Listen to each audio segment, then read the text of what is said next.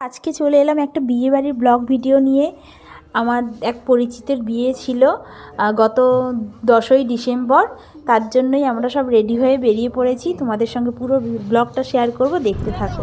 আমরা অটো করে চলে গিয়েছিলাম বদ্দিরবাদ, মানে বাটানগরের আগেই বদ্দিরবাদ। সেখানে ওরা একটা ফ্ল্যাট ভাড়া করেছিল।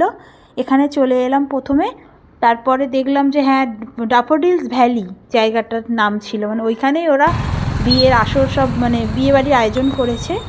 এই যে ড্যাফোডিলস ভ্যালি, হ্যাঁ, খুব সুন্দর আয়োজন করেছে। ভিতরে চলো আমরা যাই, আগে তোমাদের দেখাই কীরকম কী আয়োজন হয়েছে। আর অর্পিতা আর দীপঙ্কর, অর্পিতা হচ্ছে মেয়ের নাম আর ছেলেটার নাম হচ্ছে দীপঙ্কর। ওপরে আমরা চলে গেলাম, দোতলায় করেছে ওরা আয়োজনটা। সবাই মিলে ওপরে আগে চলে যাচ্ছি, আমার মেয়ে আর আমার হাজব্যান্ড চলে যাচ্ছে। আর এই হচ্ছে নববধূ, অর্পিতা ওর নাম। খুব সুন্দর লাগছিল দেখতে, খুব মিষ্টি লাগছিল। আর এইখানে ওরা আসর একদিকে বিয়ের জন্য বসেছে, সবাই এসে প্রেজেন্টেশন দিচ্ছে, তারপর ছবি টবি তুলছে। আর এর মাঝে আমরা দেরি করলাম না, আমরা একটা গিফট দিলাম, একটা শাড়ি দিয়েছিলাম, শাড়ি দিয়ে একটা ফটো তুলে চলে এলাম। আর এইখানে এই পাশেই হবে ওদের বিয়ে, এসব অ্যারেঞ্জমেন্ট রেডি। বিয়ে আর দেখা হবে না, কারণ অনেক রাতে বিয়ে আছে। আমরা খাওয়া দাওয়া করে চলে আসব। মোটামুটি একটু দেখলাম কীরকম কী সাজিয়ে। এই পাশটা ঘুরে এবার আমরা সোজা চলে গেলাম স্টার্টার আইটেম খেতে, কারণ দেরি হয়ে যাচ্ছে।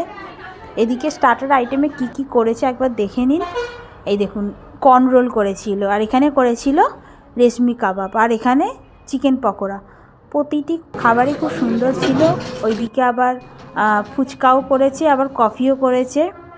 ফুচকার দোকানে তো, মানে ফুচকার কাছে তো প্রচুর ভিড়, কারণ সবাই ফুচকাটা এত অসাধারণ মেখেছিল, জলটা আর বানিয়েছিল, আর আলু মাখাটা দারুণ হয়েছিল। আর আমি আর আমার মেয়ে দাঁড়িয়ে আছি ফুচকার লাইনে। কি করব, ওইদিকে ভিড়টা কমলে তারপর আমরাও দুটো একটা করে খেয়ে নেব। কারণ সত্যি ফুচকা থাকলে ফুচকাটা একটু খেতেই হবে, নাহলে মনটা ভরে না।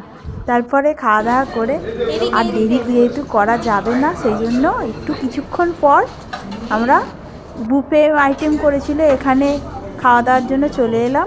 এখানে কচুরি, চানা, পোলাও করেছিল, মাটন করেছিল, যেরকম হয়, ফিশ ফ্রাই, স্যালাড, কাসুন্দি।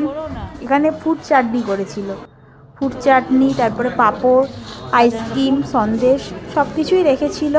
পানও করেছিল, আর একটা করে জলের বোতল। এরা যেহেতু এখানে বুফে সিস্টেম, তাই সব কিছু ওরা নিয়ে নিতে হবে। আর পানটা খুব, ডেকোরেশনটা খুব সুন্দর সাজিয়েছে। এটা মিষ্টি পান, বেনারসি পান।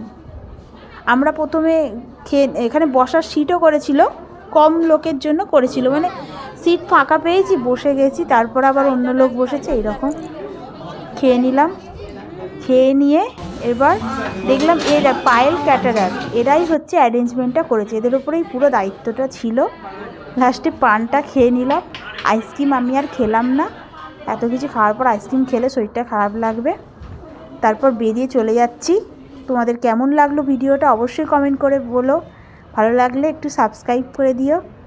টাটা, আবার নেক্সট ব্লগে দেখা হবে। সবাই ভালো থেকো, সুস্থ থেকো, দেখা হচ্ছে পরের ব্লগে।